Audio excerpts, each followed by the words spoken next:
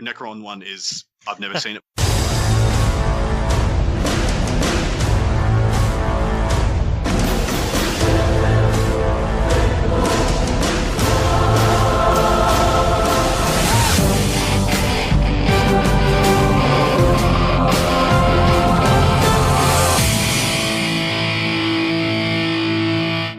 Listen up, Umi.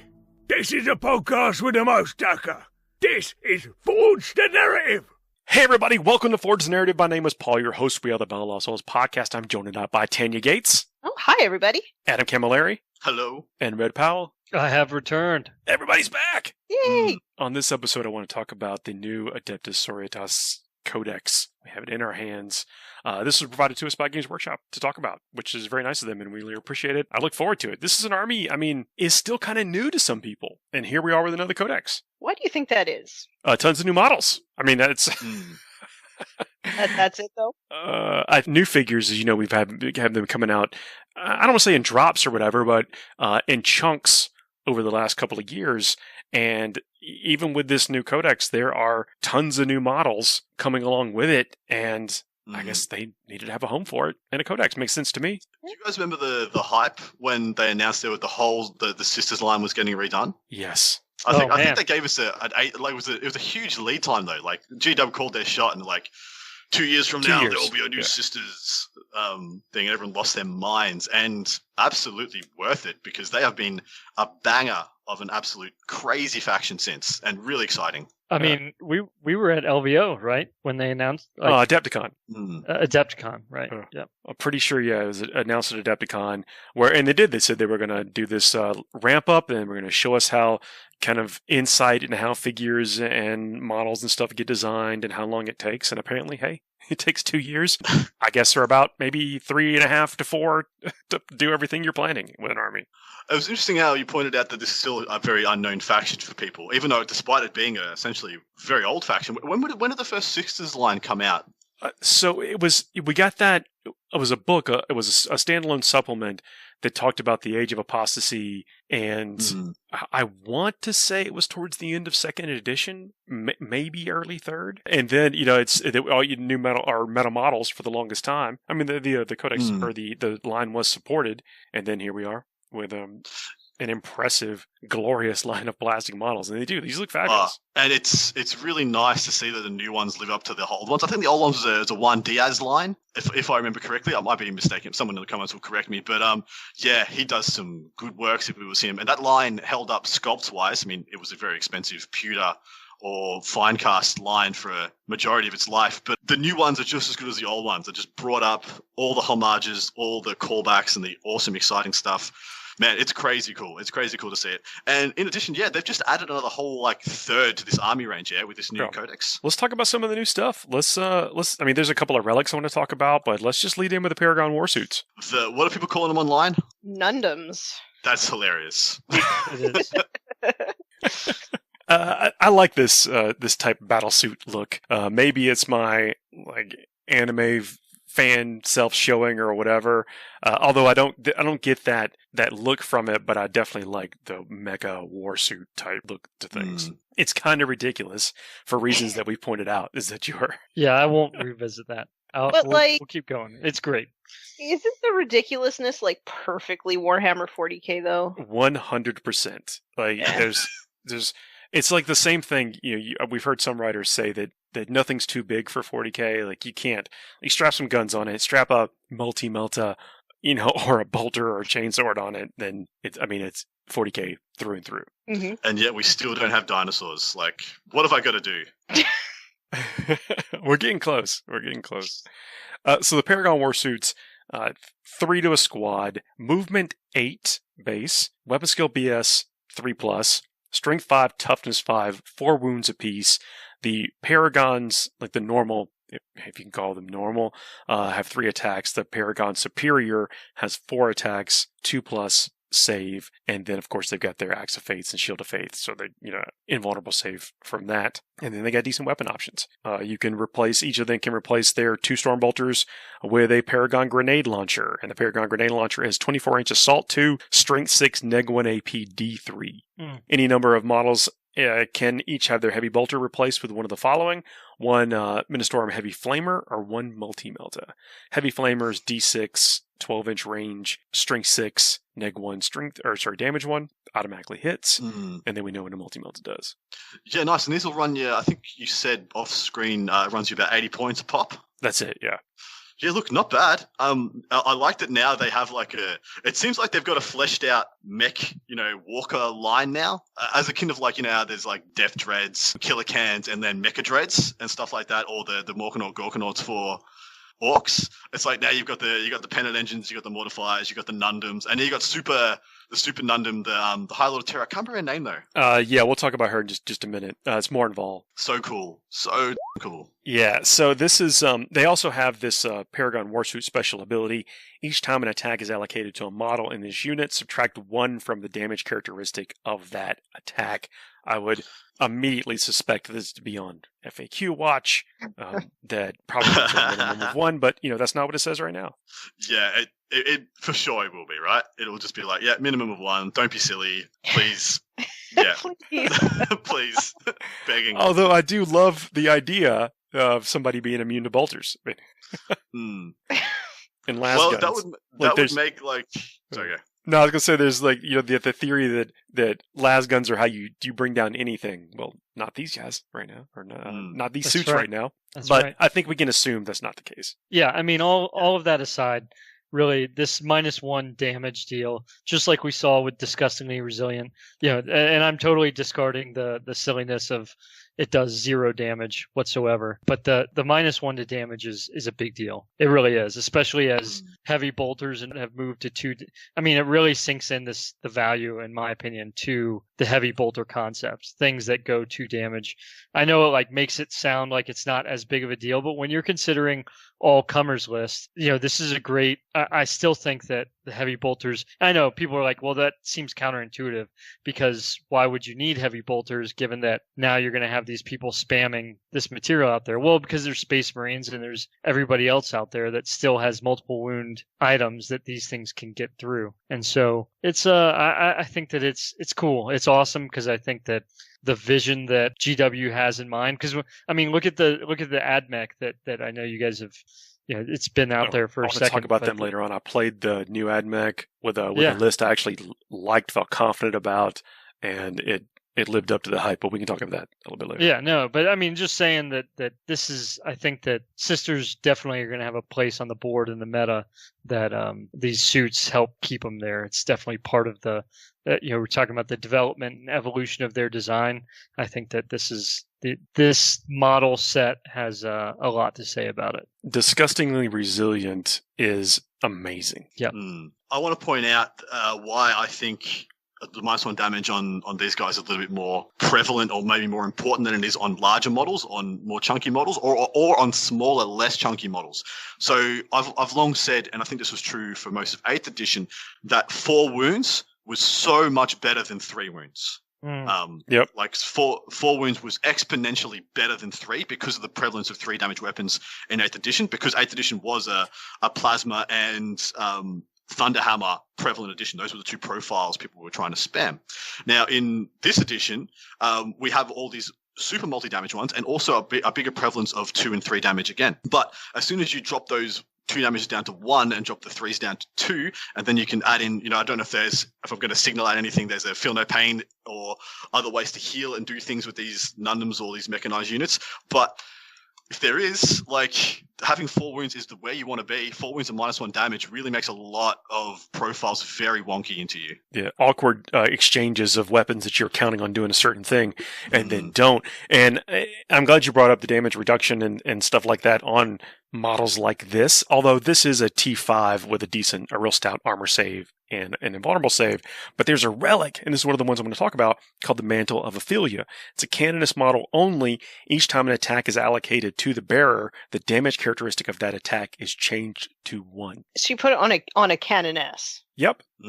Anytime you have a toughness 3 model, granted she has 5 wounds, but I think sometimes you get a little bit more hesitant of rushing them into danger or thinking that they can hold down a spot, or they catch a random melt-a-gun to the face or something like that. Yeah, that's fair. This relic, you could functionally tank a knight. Yeah, sorry, can you read that again for us? Each time an attack is allocated to the bearer, the damage characteristic of that attack is changed to 1. And that's just forever. That's just how she exists. Yes, In perpetuity. that's exactly right. All right, we now have the fridge. We have the sister fridge. Stand over, Lysander. Your day is done. You were talking about ways to I guess mitigate damage coming in, and that's. I mean, do you use your 1 relic slot on that? I mean, there's 2 pages of relics. That choice is yours. Wow. But if you're in a situation to where, and like, I like building tanky commanders, and that's not an option for every codex. And I think there are ways to make the canonists. I mean, of course, abilities, lore type abilities, and the Axe of Faith Shield of Faith and all that other kind of stuff, and a 4+ invulnerable save built in. But you're still a toughness 3 model, and so it doesn't take much to peel off those wounds. This adds a certain amount of staying power that I think is undeniable. Absolutely right. Big fan. I like. They can have that durability. They were weirdly durable before, more durable because of the fact you could bring them back to life, but with exchanging miracle dice, or just use miracle dice to pass saves at clutch moments. But I think this is awesome. I like that they have the variety now. Yeah. So I know I jumped us around Paragon Warsuits, and we could talk about Morvenn Vahl, High Lord of Terra, 2+ weapon skill, ballistic skill. Movement at 8. That movement at 8 is just so good. Anyway, you can cover a lot of ground, and then of course you throw in some assaults. You want to be getting these folks into combat, so this is going to help you position. I think this is just going to be a stellar platform for things. Strength and toughness 5, 8 wounds, 5 attacks, leadership 9. Morvenn Vahl is equipped with Fidelis, Paragon missile launcher, Lance of Illumination, and your army can only include 1 Morvenn Vahl model, which that is probably obvious, but having an army of Morvenn Vahls would definitely be pretty rough. So the Fidelis is 36-inch range, heavy 3, strength 6, neg 1 AP, 2 damage weapon. It's like a super souped up heavy bolter. Paragon missile launcher has 2 profiles. The Sanctorum missile, 36-inch range, heavy 2d6, basically like a big frag weapon, strength 4, damage 1, no AP. Or the Prioris missile, heavy 2, strength 8, neg 2 AP, d6 damage. She's a beast. Wow. Yeah. Lance of Illumination. Each time an attack is made with this weapon, select one of the profiles below to make that attack with. This is the combat weapon. Strength, the sweeping blow, strength user, neg 2 AP, 1 damage. Make 2 hit rolls instead of 1 each time you make an attack, so 10 attacks. Or the lunging strike. Each time an attack is made with this weapon, an unmodified wound roll of 6. The target suffers 1 mortal wound in addition to the normal damage. That's plus 3 strength, neg 3 AP, 3 damage. So yeah, she's good, but she isn't. I mean, that profile isn't ridiculous or over the top. I think she's plumb just right where she should be. I think she's an amazing model, amazing unit. What's 5 attacks? How much? And which I'm assuming there's going to be ways to buff her up, here and there and everywhere. But what for stats, by the way?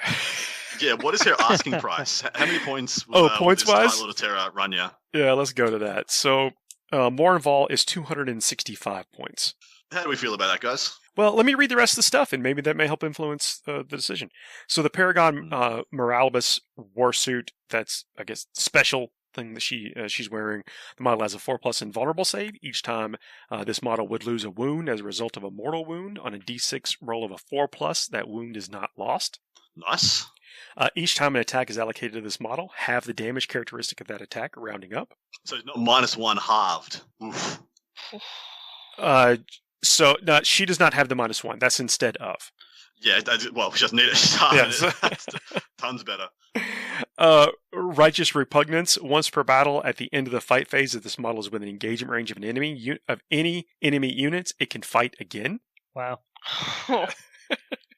High Lord of the Imperium. If your army is Battleforged, this model must be your army's warlord. If more than one model in your army has this rule, then one of those models must be your army's warlord. Question: Does she is she a Supreme Commander? Just a HQ choice. Okay, cool. Yeah, that was one thing I was interested in. Do you have to take her in a Supreme Commander, or you can just take her as a HQ? Abbess Sanctorum. While a friendly Adepta Sororitas core unit is within 6 inches of this model, each time a model in this unit makes an attack, reroll a hit roll of 1 and a reroll a wound roll of 1. Very nice. Yeah, that's pretty beasty, if you ask me. Commander. I'm not done with the stats. Commander of the wait, Adepta there's more. Sororitas. In your command phase, select one friendly Adepta Sororitas core unit or character unit within 6 inches of this model. Until the start of your next command phase, each time a model in that unit makes an attack, you can re-roll the hit roll and re-roll the wound roll. And then she could potentially explode. And then that is all the stats. Oh, I'm sorry. I meant said she is a Supreme Commander in the keywords. Okay, cool. Yeah, I kind of assumed she was, but I didn't know if it would be better or worse if she was. But dude, wow, what a unit. Okay. Yeah, I'm down. I think 250 or 260, whatever you said. I think that is 265. not bad. Not bad for the package. I like the idea of being able to like really control a bunch of momentum with this character, because get in combat, absolutely stab something to death, consolidate, and then stab somebody else. Yeah, well, yeah, if you've declared the charge on both for sure. But yeah, just the ability to attack twice is still such a good ability. You know, we saw that all through 8th edition. It is just power. Yeah, but this is with a weapon that a lot of other units just don't have. Right. Well, and with that, it's the weapon, it's the mobility, right? The mobility to it to keep it going, and that's, if you don't have that kind of mobility, a lot of times those kind of HQ units can get left behind by the bigger units or some of the more aggressive units. And so this is really good. I think that this is fantastic for this kind of unit. Another HQ choice is the Palatine, and this came out with a Faith and Fury box, but she has a 4+ invulnerable save, and then the ability to, while a friendly order core unit is within 6 inches of this model, each time a model in that unit makes an attack, re-roll a wound roll of 1. You know, kind of like Lieutenant stuff, but it's not. It's for any attacks. You know, unit makes an attack. It's not specific to close combat. It's also in the shooting, which I think this makes them. I mean, those are super powerful abilities. I'm interested to know how much core they got, or what core units they have. Did they get the Space Marine treatment core-wise, or did they get the Necron treatment core-wise? Where everything is core. So yeah. That's a good question. So the like the Skeleton squads are core. Yep. The Skeleton Sacresants, which we can talk about in a couple minutes, are core. Sisters Repentia are core. Ooh, there we go. That's one. That must be nice. Yeah. Dominion are core. Seraphim are core. Zephyrim are core. Retributors? Retributors, man, what do you think? Core. Totally core, yeah. Yeah, they got the Space Marine treatment. So yeah, if you're infantry, you're likely to be core. The one I was thinking of was whether the Repentia would get it or not, because they're kind of an outlier. They're kind of like, they're not, they're on the fringes of the sisters' houses. So what do they call that? What do they call their chapters? The orders. What is Martyr They're Lady? orders. Yeah, they're on the fringe of the orders. They're on the outside with them. They're not sitting in good stead. So I was wondering if they they do would get the order core or not. keyword, the faction. Yeah. Dang. Interesting. What's it like to get like everything? No idea. The question though is that surprising. the Repentia I know have been popular. Like I've routinely seen 3 units of 10 of those in list and stuff. It's like, do you think that they still can hang in a world where Paragon warsuits exist? Yes and no. I've seen them change a bit in like form and function over the past couple of months. They did change a lot when Death Guard came out. Like they went from 10 mans down to what I see predominantly now is somewhere between 5 and 7 mans, because people just realized, hey, they weren't going to go in and kill 3 Death Shroud anyway, so what's the point in taking more than I need to kill 10 intercessors or whatever. So people have found the sweet spot there. They're still exceptionally fast in their current iteration. I'm not sure if they've still got advanced and charges and things like that in this new book. But what I do like is they're a nice surgical piece, like essentially a cruise missile. You send them in, you give them the relevant buffs they need to get the job done, and then they explode. And, they die to a stiff breeze. Anyone's stiff breeze, like, Grots will take a pound of flesh out of these guys. But yeah, I still think they've got a very good form and function. They're not a bully unit, so to speak. They're not a unit like what I think the Paragon warsuits are going to be, where you stick them in the middle, you make them imposing, you make them a threat that people have to account for and stay away from, rather than the Repentia being the things you sling out to disrupt, you sling out to take away people's obsec or to do some harm. Yeah, nobody wants to get beat down by eviscerators. No. I guess the next thing we mentioned when we talking about is the Sacresants. These are the sword and board, weapon and board, the new close combat unit. 10 sister squad, come base standard with 2 attacks apiece. Yeah, and there's a question I've had about them. Do they have an invuln? Do they start with an invuln save? Yeah, the models in the unit have a 4+ invulnerable save. Yep. Oh, They are good. Oh, that's good. Because they're quite cheap, aren't they? I believe they're 14 points a model. I saw in chapter approved. Let's check it out. They are 14 points a model, and then you can upgrade them with some the pistol weapon for the superior, additional 5 points if you want to spend it. But any number of in the models in the unit can have their hallowed mace. What the hallowed mace is a +2 strength, -1 AP, 2 damage weapon. You can replace it with 1 anointed halberd, which is +3 strength, -3, 1 damage weapon. And then the superior can replace their mace with the Spear of the Faithful, which is the +3 strength, -3 AP, 2 damage weapon. And you would. You probably just would, right? Well, it's no extra points, so I mean... Yeah. These guys are just screaming Blade Guard to me. Like, 2+, standing 2+, 4+, good amount of attacks for 14 points a model. Really, just very good value buy in my mind. I think you're going to see these guys. Do they have the bodyguard rule? They like do. Oh my god, they're While good. A friendly, sanctified character or order character unit is within 3 inches of this unit, enemy models cannot target that character with ranged attacks. If they are not sold out when they go up for sale, immediately I will be surprised. They look wow. That is such a good 14 points. I can't overstate that. So Keepers of the Faith is another one of their rules. The unit is eligible to perform heroic intervention as if it were a character. In addition, each time this unit performs a heroic intervention or an enemy unit declares a charge against that unit while the unit is not in engagement range with any mini units, the unit can set to defend. If it sets to defend, then until the end of the phase it cannot fire Overwatch, but until the end of the next fight phase, each time a model in this unit makes a melee attack, add 1 to that attack's hit roll. A lot of special rules here. Yeah. This was literally what Red said, but wait, there's more. And I'm betting there's right. just like, Bloody Rose makes them better again, and probably some other bits and pieces. Like, a unit like this usually comes with their own bespoke stratagem as well. But, I don't know that for sure. Yeah, we'll get there. I'm jumping the gun, guys. I bet it's there. Invalid Shield Wall. Use this stratagem at the start of the fight phase. Select 1 Celestian Sacresant or Crusaders unit from your army. Until the end of the phase, each time an attack is made against that unit, subtract 1 from the attack's wound roll. I'm sold. Get 30. I mean, I don't know that I'd go all in on 30. Oh yeah, I probably wouldn't either. But I'm just like, standard hype overreaction by Adam. Well, I mean, it's 20. It's in the script, Paul. 20 might be right there. Look, in all honesty, you're probably right. I mean, and I don't know we don't know the context yet. Like, we haven't deep dove in the orders to see what other benefits they can start with, or maybe there aren't any. Maybe it's just what you get. What you see is what you get with them. Oh, come on! But there's going to be at least one order that makes it better to like punch and stab folks. That's sure. Right. It's which one is it? It's the strangely corn-looking one, the red one. The Bloody Rose?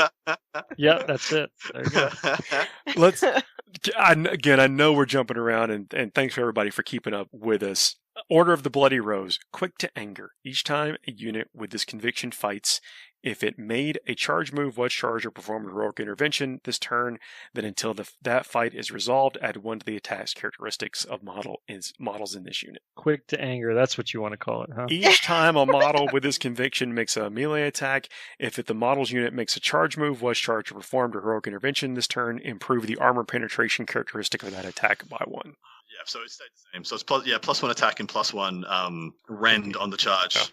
Very, very good still. Yeah, or when you heroically intervene, which this unit can, Sacresants can. How many more noises can I make? I'm just going all James Brown on this. So, good God, yo! So, tear them down is this order special stratagem. Use this stratagem in the fight phase. When an Order of the Bloody Rose unit from your army is selected to fight until the end of the phase, each time a model in that unit makes a melee attack, an unmodified hit roll of 6 automatically wounds the target. Nice. That's really nice for getting past the one of the limitations of Sisters being a strength 3 based army. I don't know that you would need it with these Sacresants because their weapons are +3 strength, +2 strength. Those exactly right. You probably want it on, like, if you take a larger Sisters squad and you got a Sister Superior with a power sword in there, buff them up, give them many attacks as they can. Maybe a priest adds another one. I'm not even sure if that. I am so calling the lead here. But get to 3 attacks per model on a unit of 10 Sisters. All of a sudden, you get 5 or 6 Sisters on your roll to hit, and you make a big difference on the end result, especially when they're coming in with another rend on the charge. Yeah, I think it's going to be a really good squad. That stratagem might go better like on Zephyrim or Sephirim, that you only have like a +1 strength from their, the Zephyrim squad, +1 strength from their swords. But I mean, yeah, as predicted, there is one that helps you beat things down, and I think that would go really well with the Sacresants. I know we're not just like how to make the Sacresants good, but I think you're talking about like the missionary. The model knows war hymns, and that still exists. It's an HQ choice. Fair. Yup. Let's take a break. I have one more question, Paul. Okay. Sorry to take over. I have numerous questions. Yeah. Do Retributors still ignore the penalty for moving and shooting with heavy weapons? I'll tell you. After this break. Oh. I'll tell you right now. You don't have to wait. Nobody has to wait. Storm of Retribution. Each time a model in this unit makes an attack with a heavy weapon, the target does not gain the benefits of cover against that attack, and that's the only special rule. So this is one of the reasons. So when I read that special rule the first time it came out, and this might be a talking point for after the break, but this is one time when I had to suspend disbelief. So you know when you see those differentiations between fluff and reality in the game. And this is one of those things where the reality divides. Because I've got a Havoc, a Chaos Space Marine Havoc. He's a chunky, enhanced, even demon enhanced guy. He's now toughness 5 and ignores the penalty for moving and shooting. He's only 1 wound at the moment, probably going to another wound soon. And we've got a sister, unenhanced, just a regular human in battle armor, toughness 3, 1 wound, ignores the penalty for moving and shooting. And then we have an Eradicator, literally a super enhanced Primaris Marine, toughness 5, 3 wounds, giant Mark 10 grabber, superpower armor, does not ignore the penalty for moving and shooting with that. I was like, yeah, these things are not created even, not created equal. Never mind. I just find it funny. All right. Now we're going to take a break. We'll be right back. FTN is brought to you by Discount Games Inc. Please visit them at www.discountgamesinc.com. And don't forget to ask Jay about ways to save even more on your hobby projects. Hey everybody, we are back. During the break, the other 3 of us learned bear safety tips from Tanya. Us crazy Canadians, you got to be on the lookout for wildlife and stuff. But I mean, it was don't go near them. That was the big takeaway. It was insightful as hell. Hey, it was the tips were bears are pretty easy to read. Don't be stupid. It's fair. Right? Yeah. Look, I'll take it. Any advice we can get? Just to clarify off my rant, Retributors don't have that rule now. They don't have the ignore penalty for moving and shooting. That's right. Yes. I'm sorry. Yeah. That's fine. I think that's what so. It's just so funny to me. Here's an Eradicator with a multi-melter, and here is a Retributor with a multi-melter, and the Retributor doesn't take the penalty. And you're like, huh? What? I mean, it's fine. I've got nothing against. I mean, it's good. Let them. Nobody take the penalty if you're in that kind of slot. But yeah. Anyway, moving on. Let's talk about the blessings of the faithful. This is the HQ or upgrades that you can give to certain sisters models, and they've got some interesting things to them. If you ask me, you know how like you can upgrade any the 8 characters like in Space Marines to make them chief apothecaries and things like that. So this is blessing of the faithful. There are several of them. But we'll go down time. Each time you give a model a blessing of the faithful, its power rating is increased, so on and so forth. Named characters cannot be given blessings of the faithful. Each blessing of the faithful has 2 associated abilities. The first is an ability that the model with the blessing of the faithful gains. The second is a miraculous ability. To use a blessing of the faithful's miraculous ability, you must, in your command phase, first discard 1 miracle dice.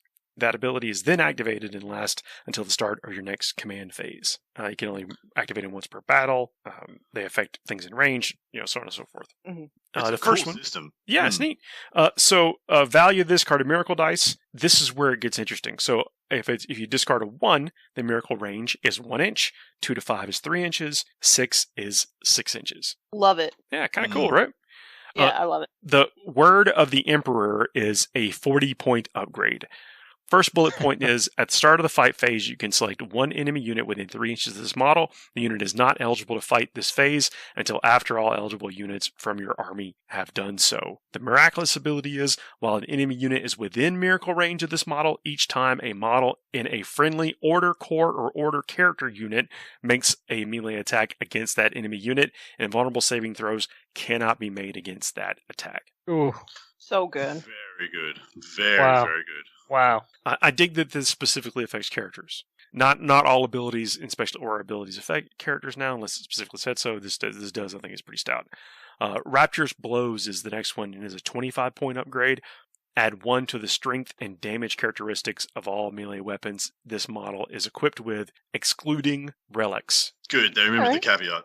But that's another good one. Miraculous ability, while a friendly Order, Core, or Order Character unit is within miracle range of this model, each time a model in the unit makes a melee attack, on an unmodified wound roll of 6, that attack inflicts 1 mortal wound in addition to the normal damage. Nice. That's awesome. That can add up.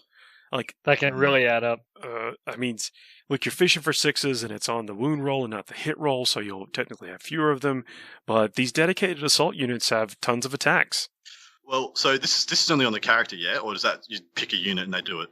So once the character does it, so while this friendly Order, Core, or Order Character unit is within miracle range of the model, each time a model in that unit makes a melee attack, that's when it triggers the ability. And remember, the range for that is determined by the die you discarded from your miracle. Does Zephyrim still reroll to wound innately? Because then they would be very good for that trait. I will tell you. In addition to that, let's say you've just got a knight on 1 wound, and you've got a miracle dice that's a 6, and like, oh well, I guess this wound is a 6, and this problem is solved. Yeah, I don't see anything wrong with that. So Sky Strike during deployment, no, Zephyrin don't have the reroll wound innately. There you go. Interesting, because they would have been in my mind just like, oh well, that's the Zephyrin one, that's the Zephyrin trait, because you could, with Bloody Rose, you can easily get them up to a bucket of attacks each, and then just progging all those 6s to get through a problem unit at a key moment. It's They do game changing. have the Angelic Visage. That's the one that +1 to their invulnerable save to maximum 4+. That's still there. Nice. Yep. So that Rapture's Blows, the fact that, look, the burn rate of your miracle dice and how you still accumulate them when you lose a squad or you destroy a squad. So you've got that flow of miracle dice. I think the mechanic works pretty much the same way. But I think getting someone incentivized to potentially chuck some of those out of your pool is a neat mechanic. Yeah, I like that they're giving you more ways to use it rather than just making yourself automatically more efficient, if that makes sense. This seems like a carrot and the stick approach, because I just saw people just making a dice game not into a dice game with their miracle dice. Yep. And, sometimes that was good, sometimes that was bad. But this, like, giving you other ways to use them, I think is a really good idea. Like, just give you just a huge swathe of ways to activate them and different means of getting viability out of them. I think a great idea. Well thought out. With the miracle dice, and you're right, a dice game. But it's on those critical rolls to where some of that tension builds up, and they can swing the balance of a game. And of course, the sisters be like, I think I'm just going to have a 6 right now. Yeah. And as miracle dice are just like any dice, it's still a roll to see whether that miracle dice is relevant. The only difference is you just get to store it for a time when you need that dice roll to go off. But I've been like both bad touched and good touched by miracle dice in the game. I had a game ages ago, I think at the start of 9th edition, where my opponent just needed to get a 5 on an advance to give me a 0 on primary, and that would have just iced the game. And, he started the turn, he rolls his dice, he gets a 6, and I'm like, oh, well, guess I'll just win. And he did. But, that could have easily just been the advance roll anyway. So it's not a huge deal there. But yeah, I mean, you do roll these. The benefit is that you get to crank it out right when you want to. And then is this miraculous ability, and one, you have to pay points to get it in there, but is it enough to really make you want to throw your 6s out? I don't know, but that the one we just read, I think, is a pretty stout ability, and there's 4 more abilities to read. The next one is Blinding Radiance. It's a 30-point upgrade. So this is Word of the Emperor is 40 points. This is 30 points, and this is the next most expensive one. Each time a ranged attack is made against this model, subtract 1 from that attack's wound roll. And then the miraculous ability is, while a friendly order, core, or order character unit is within miracle range of this model, each time a ranged attack is made against that unit, subtract 1 from the attack's hit roll. This is good. I'd like to point out that if you pitch a 2 from your miracle pool, that makes the miracle range 3 inches. And this is not limited to a specific, this is while a friendly core or character unit is within miracle range of this model, then they get the -1. This is, -1 to potentially lots of units. Man, this is a good element.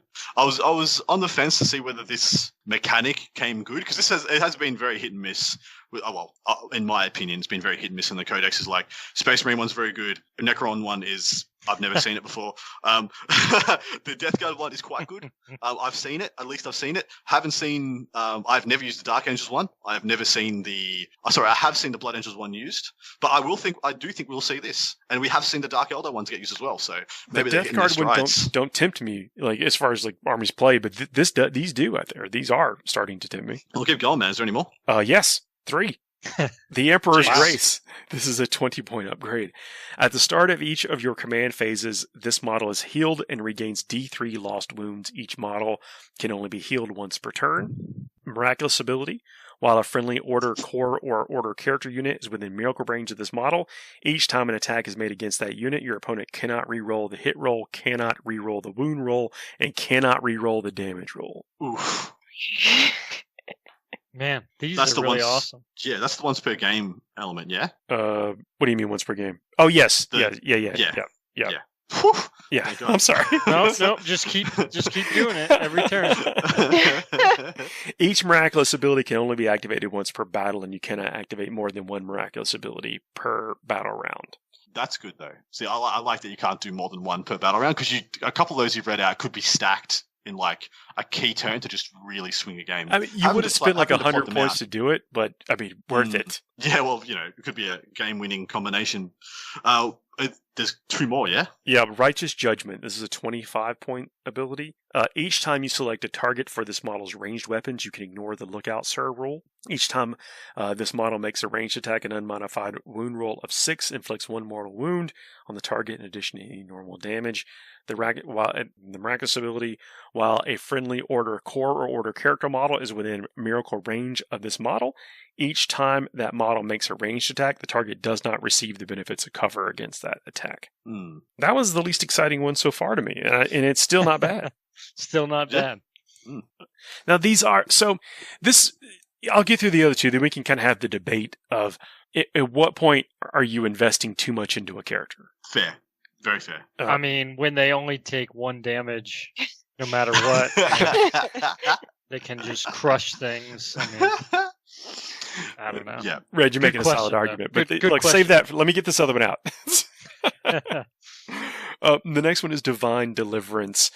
This is a 15-point upgrade. This is the least expensive of the upgrades. At the start of your opponent's command phase, select 1 enemy unit within 6 inches of this model and select 1 aura ability that unit has. Roll 3d6. If the result is equal to or greater than the enemy unit's leadership characteristic, then until the start of your opponent's next command phase, that enemy unit loses that aura ability. Miraculous ability, while a friendly order, core, or character model is within miracle range of this model, each time that model makes a ranged attack, if that attack causes an enemy model to be destroyed until the end of the turn, subtract 1 from the enemy unit's leadership characteristic. A unit's leadership characteristic cannot be reduced by more than 3 as a result of this miraculous ability. Less exciting. When you can do the miracle ability only once, and if you happen to have 15 points odd in your list and need to fill a hole. Well, the first part's good enough. The denying of auras and things is worth 15 points. That isn't it? you got to be within 6. You got to be super close. I mean, people take Reaver Lieutenants in their lists for the opportunity to run around and deny OBSEC auras and things, and deny OBSEC. Surely a case can be made for 15 points opportunistically. But I suppose you can't really give them like a jump pack. You can't really sling them around as quickly. You can make them fast with use of miracle dice and stuff for the auto advances. But yeah, fair enough. Maybe this is the weakest. Well, being able to get something an additional -3 to their leadership, is that useful? Yes, but is it useful every game? I don't know that it is. And everything else I think I've seen has been useful every game. You're going to use it if you have it. Yeah. But seriously, of those you read out, I was like, good. Oh, that's good. Oh, that's good. Oh, that's good too. Oh, Hey. wow, that's good. Oh, cool. Did you know that's pretty good?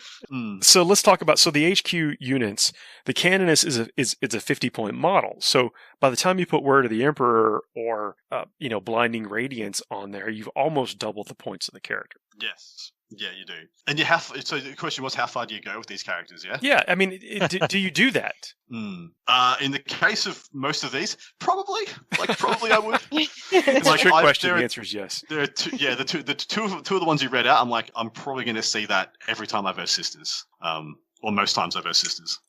Yeah, I think you're right. So, but what is people's philosophies on character creation? Like Tanya, when you guys create a character, what's your philosophy about them? I mean, I think it goes to we go back to our form and function kind of deal, right? Like, what is the function? What do they serve? Necrons outside of Satan, which is funny because now you've got people who are just straight up removing invulns. I guess the Necrons, and rightfully so, there just aren't that many like straight up monster characters that you kind of see a lot of the Imperium bring to bear. And that's not an issue. I don't think that's a major problem. It's just when it comes to some of this character creation, take like World Eaters. I mean, you can actually make currently as it stands, you can make a Terminator Chaos Lord into a Berserker who can attack twice, because you can essentially make him a Red Butcher. And so, like, how am I getting that there? How am I getting a Terminator into a fight, though? And so the Sisters, I think, have a lot of great stuff going on for them. And I mean, and I know we've been going back and forth with a lot of the competitive business, but there's also in that Codex, they've got, if I'm not mistaken from what I saw in one of the Warcom articles, like the ability to make your character into a saint, which sounds really amazing. And so when it comes to some of this character creation stuff, I think giving Sisters the ability to make a saint-like character, not just Saint Celestine, is pretty amazing. And I'm not just talking about the narrative stuff, but really to have all stuff. What you're talking about is, at least I think, is giving some personality, some stuff that could be in a book, things that people tell tales about or whatever. Yeah. Absolutely. And I know that, there's a lot of competitive focus here as well, but at the same time, I think giving the players the ability to add all of this flavor to such varying degrees, so like Dark Eldar did not get necessarily the same degree of flavor in the same regard as much as they got the ability to upgrade the 3 different types of leaders for their, the sub factions within Dark Eldar, which is, I'm not complaining. It's just pointing out a difference to it. I think that it's very interesting what the game designers have done in giving the players, we've talked about, I think earlier pre-show, we talked a little bit about agency, and I think that there is a lot of agency. It's just, are you willing to explore it at the risk of maybe it not playing out that well in some scenes versus others? For me, I don't have a lot of experience, right? I play basically one faction, and everything in my faction is expendable, right? So they don't and especially like the characters, like they don't generally do a lot of damage. They're not generally really great at anything. And they're really just sort of used to scoot things around the board or like take objectives and that. So the idea of like having all these options to create a character to fulfill whatever role on the table I needed to fulfill is really interesting. I don't even know how I would approach that because I've never really gotten to experience it before. Totally fair. I guess my philosophy is pretty close to Red. I think I'll echo most of what he said. And pretty much I learnt this from coming from Guard, which is where Tanya is, and she loves to exist. But it's a concept. It's a concept I call fit for purpose. I feel like this fits characters a lot more than it does units, because especially with units the way they are now, you can have a unit like an intercessor that punches good, shoots good, is durable, etc. It's not fit for one purpose, but you do have stuff like Repentia are a fit for purpose thing. It's fit to do one thing, and a lot of guard, exactly what Tanya said, guard units, guard HQs, fit for purpose. I'm not paying 30 points to do anything to a company commander. Nope. Like, that guy is there. He's going to give out 2 orders, force multiply. If he explodes, 35 points. I'm not getting attached. Whereas, stuff like a Catacomb Command Barge, its fit for purpose is to give out my will be done, have a decent shooting gun, and punch in and slap something in combat. So you need to make it fit for those purposes. I suppose that's where you come down to things in this customization you can give to your HQs. What is its purpose? Why does it exist? And at 50 points, am I diluting or taking away more than I'm giving when I'm adding on things like a 40-point investment to a 50-point model? Am I going to want to try and do something with this that is not fit to do? I suppose a good example would be, you guys remember the Castellan list, yeah? You had a Castellan warlord, essentially, in a list with guardsmen and blood angels. I'm nodding my head like people could see it, but yes. The guardsmen were there as the force multiplication. They were there to be the enablers of the other units. You had the blood angels in there to be problem solvers, as in, like I said, for the Repentia kind of the cruise missile, go out and destroy the things that are going to cause you problems. And the Castellan was a character, so we can talk about it in this sense, was your jack of all trades, can do a bit of everything. It self-buffed with use of the House Raven strats, etc. It's problem solved, and it stomped in combat, it shot, etc. It did kind of everything, and in and of itself was very durable because it had a 3-up invuln for God knows why. But that's a good breakdown of what you want to think about with stuffs like what the Sisters got. And I do like what the Sisters ones got because it's not locked to just Chronomancers, Technomancers, Plasmancers, those stuff. It's locked to your mainstay HQ, which you're probably going to take anyway. Like the captain's buffs for, Blood Angels, it's a unit you're probably going to look to take anyway. And so it makes more sense to look into ways of making them either more fit to their purpose, like do what you wanted to take them for anyway and double down on that. E.g. the Force Multiplier one, taking it to give an extra aura. Why wouldn't you? Or if it's a beat stick, taking it to do the mortals. Or if it's a fridge, to run up and be not so much a problem solver, but to be durable on the front lines and supporting, take the reduced damage one. So it's just look what their purpose is and look to make them do what you want them to do better. I like that. Yeah, I think building up this, you want to build for those situations, and it didn't seem too terribly difficult to manufacture those situations. And so I think I can agree with everybody in saying that these are probably worth it. And even though you're doubling down on a single investment choice, I think the benefits greatly outweigh the cost. Mm-hmm. Just you wait, Tanya. Just you wait. Guard Codex, you're going to be making all kinds of unique characters. They're going to be moving all sorts of stuff around. Be still my beating heart. I can't wait. I hope so. I can't wait. I can't wait.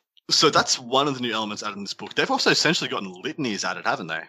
So there's a couple things. So the Shield of Faith still works, like the same way 6+ Invulnerable Save can deny the witch on that. But then they have Sacred Rites, the which you pick which one, or you can roll for 2 that you want to be active for your army. And there are 6 things here. One of them being, while the Sacred Rite is active, this is number 1, Hand of the Emperor. While the Sacred Rite is active, add 1 to the advance rolls and charge rolls made for this unit. The second one is Spirit of the Martyr. While the Sacred Rite is active, each time a model in this unit is destroyed by a melee attack and does not explode, roll a d6. On a 6, after the attacking model's unit has finished making its attacks, it suffers 1 mortal wound. A unit can suffer a maximum of 6 mortal wounds per phase as a result of this ability. That's not too bad. Aegis of the Emperor. While the Sacred Rite is active, each time the unit uses its Shield of Faith ability to take a Deny the Witch test, if the result of this test was an unmodified result of a 5+, or it was greater than the result of the Psychic test, the Deny the Witch test is passed. I don't mind that. Yes, so far they're all pretty good. Yeah. While the Sacred Rite is Divine Guidance, while this Sacred Rite is active, each time a model in this unit makes a ranged attack on an unmodified wound roll of a 6+, the armor penetration characteristic of that attack is improved by 1. Oh, yeah. Number 5, the Passion. While the Sacred Rite is active, each time a model in this unit makes a melee attack, an unmodified hit roll of 6 scores 1 additional hit. And then Light of the Emperor. While the Sacred Rite is active, you can ignore any or all modifiers to this unit's leadership characteristic. And each time a combat attrition test is taken for this unit, you can ignore any and all modifiers. So this is the mono faction bonus, yeah? Yeah. Well, so Sacred Rites is on a lot of data slates, you'll see they have Axe of Faith, Sacred Rites, and Shield of Faith. So this is a bonus ability for your stuff. Yeah, this sounds like it's pretty much the same as it was in the current Codex. If you take a mono Sisters army, you get access to this one. And I believe you get to pick before the start of the battle as well, which I thought always added a really nice element of strength and flexibility. You do, and there's also a relic now, the Blessing of Sebastian Thor. Before you determine which Sacred Rites are active for your army, select 2 Sacred Rites. Until the end of the battle, these Sacred Rites are active for the bear's unit instead of those that are active for the rest of your army. For the bear's unit. Cool. I was about to say, all right, so there's an auto take. Well, so you could, if you had one, if you chose a rite that was grid for most of your army, but yet you wanted to pack in that this unit gets the deny on a 5+, you could take this relic to. Yeah, it's slick. It's still pretty good. To manipulate that. Again, I like little things like that to give flexibility in your army and dual purpose. I don't want to say you're not really diversifying. You're adding in things, but I think it's kind of balanced because it's specific to one unit. And if an opponent wanted to remove that unit, they could choose to do so. Mm. And to go to your other question, yes, they get the Hymns of Battle, like a whole litany. Those have been pretty exciting. We probably don't have time to deep dive them now, though, do we? Well, we can do that and then wrap up for this show. Fabulous. All Adeptus Ministorum priests know a war hymn. See below. In addition, before the battle, generate the additional hymns, if any, for priest models in your army. So the first one is War Hymn. If this hymn is inspiring, select one friendly Adeptus Ministorum core, Adeptus Ministorum character, or Engine of Redemption unit within 6 of the priest. Until the start of your next command phase, add 1 to the attack characteristics of models in that unit. The next one, or now we get into the actual, the chart that you could choose. Mm-hmm. Refrain of Blazing Piety. If this hymn is inspiring, select one enemy unit within 12 inches of and visible to the priest model. That unit suffers D3 mortal wounds. If that unit has the chaos keyword, it instead suffers 3 mortal wounds. So it's just a smite, and it's a super smite. Yeah, it's a solid smite against chaos. That's nice. Yes. Chorus of Spiritual Fortitude. If this hymn is inspiring, select one friendly Adeptus Ministorum core, Ministorum character, or Engine of Redemption within 6 inches of the priest. If that unit or its models are being affected by any psychic powers manifested by enemy models, the effects of those psychic powers on that unit and its models end. The next bullet point, until the start of your next command phase, the unit and the models in it contains are not affected by any psychic power manifested by enemy units. That is amazing. Yeah, I don't mind that. That is so many things when you translate it to the real life applications. Oh, so you got Sanctuary on? Well, this thing is a -1 invuln power. You've got Fortune or Doom. This is ignoring those things. Can it only be targeted on enemy unit, or can you use it to get rid of debuffs? This is on your debuffs on yourself. Yeah. Yeah. Sick. Yeah, if you're being affected by a psychic power manifested by enemy models, then you end those effects, and then you cannot have any more effects placed on you until the start of your next command phase. We've got all the psychic powerhouse factions are due to come out. We still have Grey Knights, T-Suns, and the Eldar psychic factions, and Tyranids as well. All those usually have 2 or 3 debuffs in their trees. This thing could just get super powerful soon. I really like when factions that have a phase that they can't normally interact with are given little options to interact with it in some way, right? Portal. They don't have many ways to interact in a bunch of different phases. And Sisters didn't really have Psychers, right? I guess you could take Inquisitors or whatever, but if in their faction they didn't really have Psychers. So I really like this as giving them a little bit of option if they do want to interact with that phase in some way.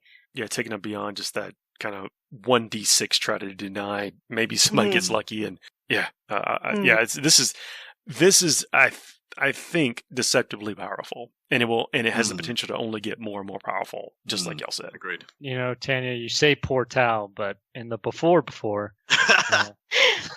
I think there's a little bit of, I think we're a little short on change for pity for Tau. Don't get me wrong. I really like some of the stuff that came out in the FAQ, but you're right. I mean, as far as lack of interaction in different phases, that's a real issue, and nobody likes playing a game that they aren't actually playing, and so it's that's a struggle. But yeah, I'll give it to you. Yeah, I'll give it to you. Tau had it going on before. But, is this the only thing that makes you like completely immune to things? I mean, I know you can be fearless, and not take leadership checks and that kind of stuff. But are there other abilities out there I'm just not remembering that make you immune to psychic powers? Calexis, I think Sisters of Silence, but yeah, apart from those, this is essentially just giving you all the benefits of a Calexis. Well, it's not debuffing other people's psychic powers casting on other things, but yeah, this is good, man. This is quite good. That's right. Very nice tool in the toolbox. Clarify my question. Are there any things that people actually take nowadays that are... You savage. No.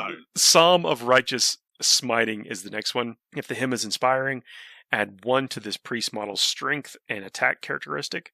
Improve the armor penetration characteristics of weapons with this priest is equipped with by 1, excluding relics. At the end of the fight phase, if this priest model is in engagement range of any enemy units, it can fight 1 additional time. Whoa. I guess. I'm really hoping there's some kind of like word bearers or something that like targets priest models. That would be really fluffy. That would be super fluffy, isn't it? Yeah, it would be. Destroy the false, preacher or whatever. That's your cool. gods can't hear you or something like that. Yeah, that'd be tight. Next one is Litany of Enduring Faith. If this hymn is inspiring, select 1 core character, only Adepta Sororitas core character, within 6 inches of the priest model. The invulnerable saves models in that unit receive the Shield of Faith ability is improved by 1 to a maximum of 4+. Nice. Verse of Holy Piety. This is for core and characters. Select 1 sacred rite that is not active for your army. The sacred rite is active for that unit. In addition to any others that are active for your army. In addition is cute. Is very nice. That's pretty cute. I like it. Yeah, in case you want to do that 5+ thing. Again, there are others you could probably do as well, but I think working in that without having it to be the one that blankets your entire army, I think is going to be desirable. You think that's the best flex one? I think it is. Yeah, because you could find yourself just like totally out brain gunned. I think for the reasons y'all mentioned earlier. Out brain gunned. Nice. Well, I want to be just sitting there and just soaking up smites. Catechism of Repugnance. If this hymn is inspiring, select 1 Adepta Sororitas core or character unit within 6 inches of the priest. Each time a model in that unit makes a ranged attack with a bolt weapon, an unmodified hit roll of 6 automatically wounds the target. If that attack targets a unit within half range, the armor penetration characteristic of that attack is improved by 1. That's a mainstay. You'll probably just see it game in, game out. It's very nice. Just flat buff to the bolters you already had to take. Yeah, why not? Man, and we've barely scratched the surface of this book. People have to tune in next week so we can tell you what the fortification does, the Battle Sanctum does. I mean, I'm not joking. We will tell you what happens, but there is a ton more in this book. I mean, there's the warlord traits. We got to go with the orders, how you mix and match everything. We have only teased 2 stratagems. Oh yeah, the stratagems. And we haven't given enough. I don't think importance on some of these secondaries that are in the Codex as well. I mean, it gives you some advantages on the tabletop. Mm-hmm. I'm not gonna lie, super jealous of everybody's new codexes. Just like sitting here going like, man, there's like no bad stuff so far. So this is what, 2 in 3 weeks, 2 in 4 weeks. So, hopefully G-Dub's picking up the pace. It's crazy to think that they, we saw this with what they announced with the chapter approved stuff, but they thought Grey Knights and T-Suns would have been out by now as well. So there's at a minimum, we were 4 codexes behind on where we should be, barring COVID. And there's probably many more than that. But yeah, it'd be worth the wait. This stuff is amazing. Yeah, so the existing stuff's in here. Of course, the new stuff's in here. Ephrael Stern and the Harlequin unit that came out separately is in here. There's quite a few special characters for Sisters now, isn't there? Yeah, and that banner bearer that we talked about is in here. I mean, there's again, there's going to be lots of different ways to play this Codex, which is cool. I mean, it's not quite Space Wolves level, but they're up there. Of number of characters? Yeah. That's what we call a callback, people. That's months in the making. Well, we'll go ahead and stop here for now. But yeah, tune in next week. Like, share, subscribe if you haven't already. Leave us 5-star reviews. Those are the ways that if you interact with the show that way, then other people may find us and want to listen to, and we absolutely appreciate it. Red, Tanya, Adam. Yep. Take care, everybody. Yeah, glad to have y'all back. I'll see y'all back next week. Back. Yeah, I missed you guys. Missed you guys too. Aww. Thanks for listening, everybody.